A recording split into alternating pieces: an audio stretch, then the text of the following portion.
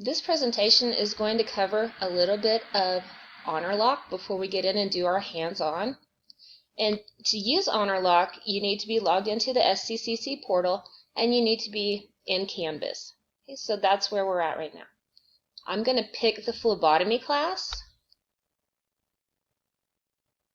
And if this is your first time using Honorlock, it's not going to be over here in this menu for you. You're going to have to go to Settings. You'll have to click on the Navigation tab. And you'll have to scroll down to here. And these are disabled. They're invisible. So you have to drag it up. Now my Honorlock's already up there, but I would just click it and drag it like that. But I don't want to click and drag Cengage.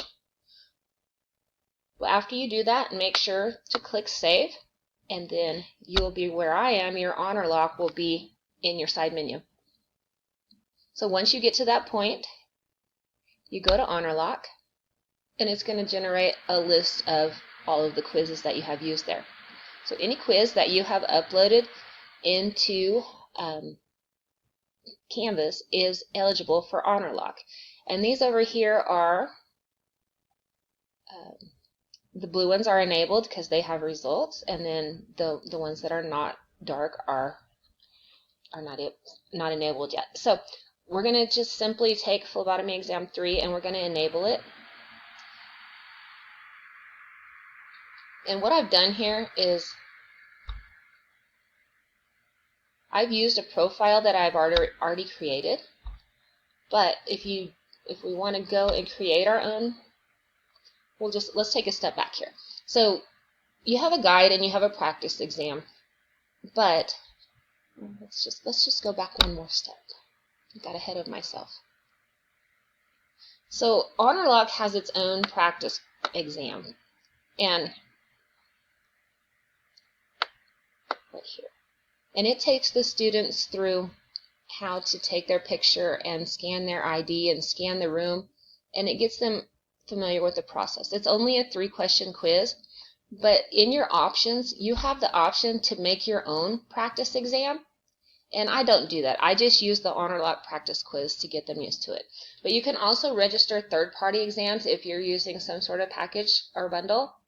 And then also within that menu, you get a chance to manage your profile. And that's where I was trying to go to. So you create a new profile. Each person, my instructions are the same for every exam.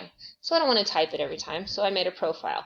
But to do that, all you would do is you type in your profile name and you pick your options. Okay, so we want the webcam on. Don't do the fail-safe because it'll just let them they could put their finger over the webcam and keep taking the exam if you have that fail-safe on. So don't do that one. We want to record the screen for sure. We want to record the audio for sure because, hey Google, what's 64 times 64? The answer is 4096. That's why we need to enable the audio. We want to record any of their web traffic. We want to, and you can change these as you want, but this is me. I want to use as many options as possible to get the most benefit out of this program because it costs the college a little bit of money, but it's worth it in convenience, especially with the COVID-19 crisis. When we had to close the testing center and everything, I was able to at least finish the testing of the semester. Okay. So we want to see their photo, we want to see the ID, and we want a room scan. We want to make sure, everything looks good. And there's certain rules you're supposed to tell them. Make sure that you're not in bed, make sure that you have a shirt on, things like that. I don't do a network speed test. I always want to be able to manually review. Okay.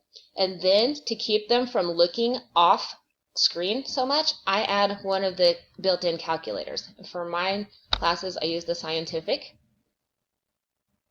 Browser guard, this is your lockdown browser. You turn that thing on. Single display, we want to disable printing. We don't want them to be printing exams and putting them into a notebook. I had that happen not long ago. And we want to disable copy and paste.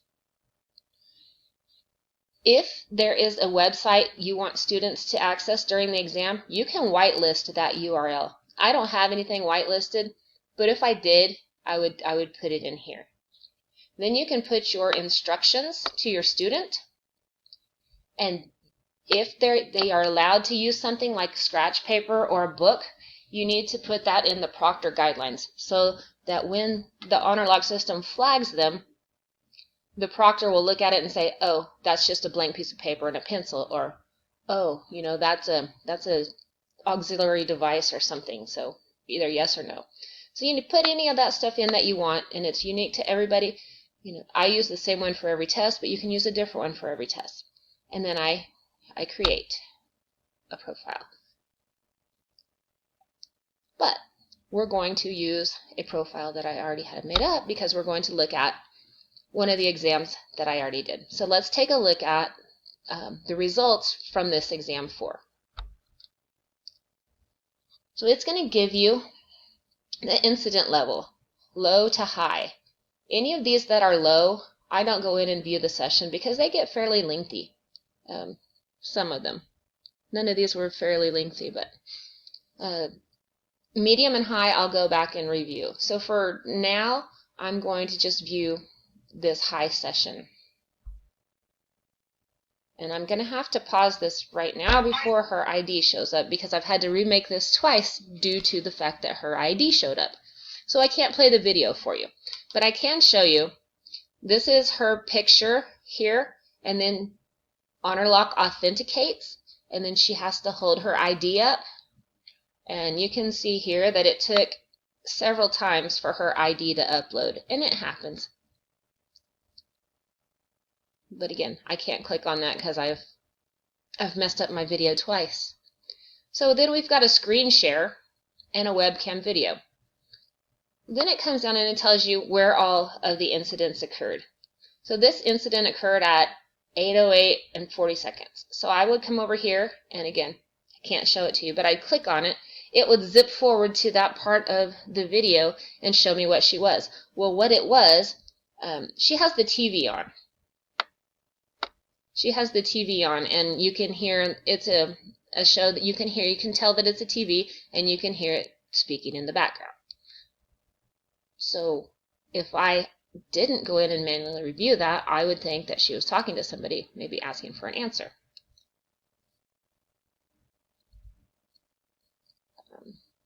And that's really the only thing she had. Now, there were 11 indicators, but so there were 11 indicators, and multiple people detected. That was the TV.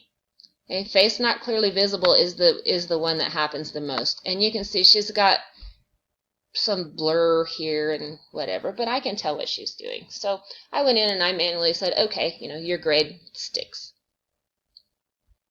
And then it tells you everything that happened, and the exam is submitted. I've had some other ones where they had music in the background the whole time, little things like that. Mom walks through the room, and we all have to adapt now because of having to school and work from home. There's a lot of people in houses, and some houses aren't that big, so maybe Mom's going to walk through, but I saw Mom didn't do anything wrong. She just walked through. So that's how Honorlock works, and we are going to go in and actually set up an Honorlock profile, and we are going to take the sample exam, and you're going to get to see hands-on how that really works, and then you'll get to look at your own statistics.